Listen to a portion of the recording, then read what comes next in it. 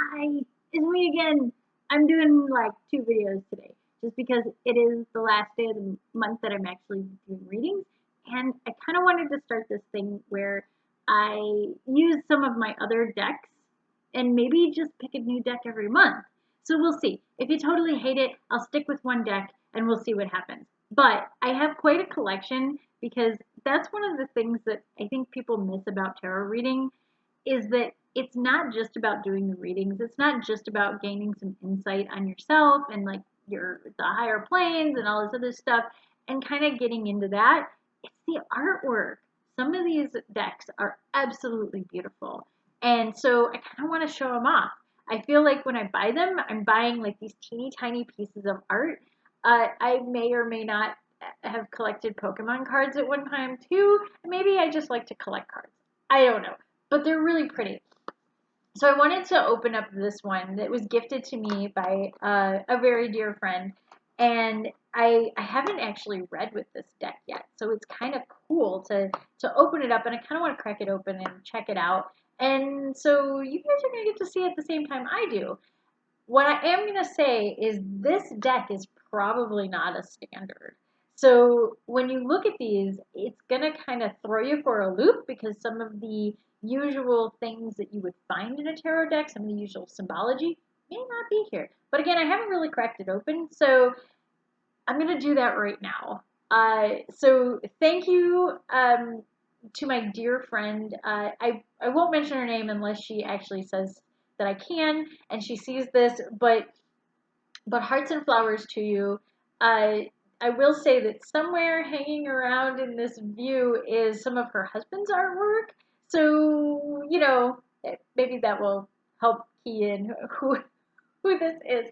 I feel so silly about this. Anyway, so this is the deck I haven't played with yet, and it's called the Saki Saki Tarot, and it says it's for the artist in each of us. I'm going to show you the box too. It's like really cool. So really cool box, really pretty. Some neat stuff written on the back as well. And so here we go. I'm going to crack it open. Oh, look at this. It even comes with like a little belt around the cards. So it's got a little belt around the cards, which are super bright, by the way. I don't know if anybody can even see how bright these are. It says good karma. Isn't that cool? All right, so it says good karma on it. I'm going to put that back in there. The inside of the box is even kind of decorated, which is neat. It's got a little thing in the bottom about the artist, who is Monica Cleo Saki.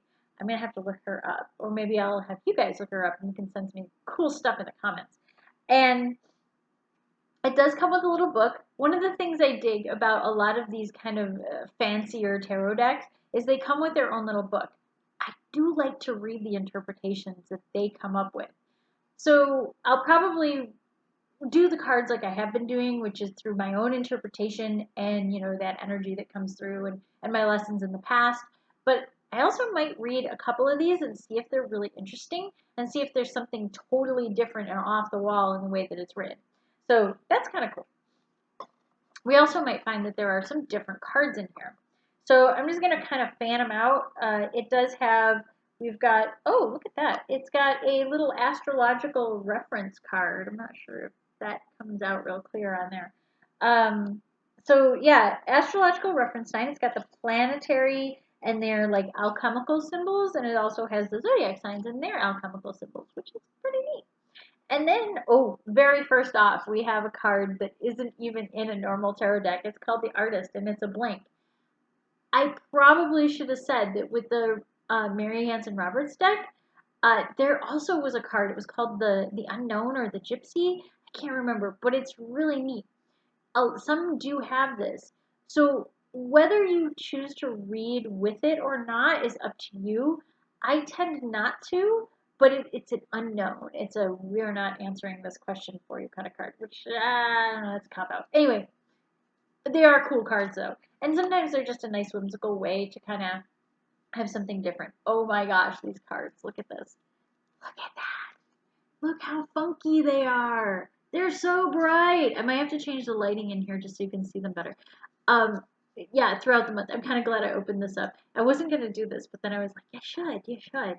So yeah, there's some neat Picasso-esque. the Magician. Look at that. I bet you that's the Hierophant. Yep, that's the Hierophant. Let's see who else we got in here. Oh, there's the Devil. He's kind of creepy looking. Okay, so we're going to have a lot of fun with these cards, I think, in the month of June. They feel like summer cards. They feel like June cards. Seven of Rods. That's pretty cool, too. Oh, my gosh. I'm so excited. Oh, there we go. I think we talked about the Ace of Cups at one point. Look at that. Check out that Ace of Cups. So there are some really neat things. Oh, these haven't even been shuffled.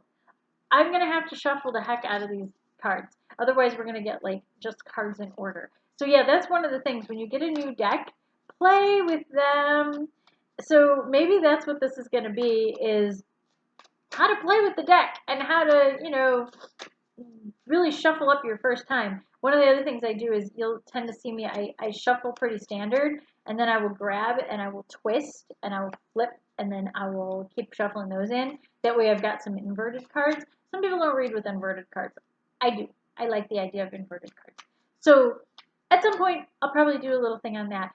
Anyway, this is a short video. I just wanted to kind of show off some of these neat cards that we're going to play with in the month of June. And I really hope you join me to check these out.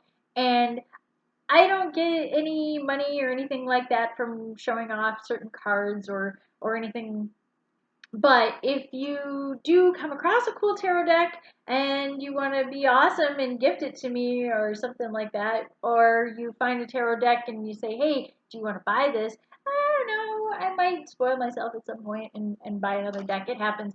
I do have plenty, though. I have several. I promise. I'll get us through like the end of the year just with the decks that I currently have if we do this once a month.